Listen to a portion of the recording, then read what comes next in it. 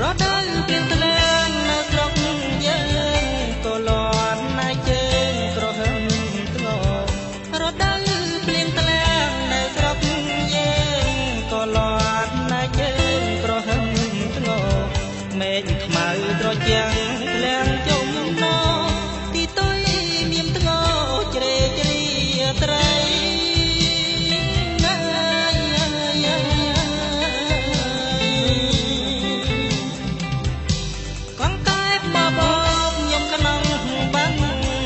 យំត្រហឹងតាមដងទាកងកែបមកបបយំក្នុងបាំងស្រែកយំត្រហឹងតាមដងទាប្រលឹមស្វាងរាំងព្រះសូរ្យានាងស្រែកចំការទឹមកោក្របី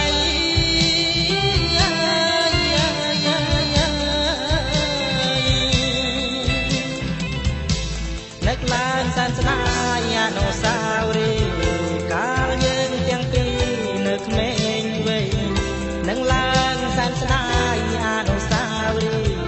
កាលយើងទាំងពីរនៅក្មេងវ័យបងណាត់ជួបអូនក្រោមដើមជ្រៃទួចងំត្រីថ្លៃហែលទឹកថ្លាឆ្វេង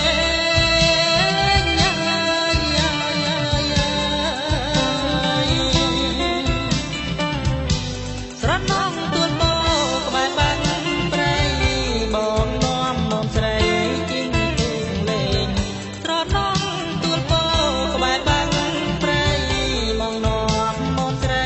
ជីងទូងលេងបោកគ្រៀលក្រសា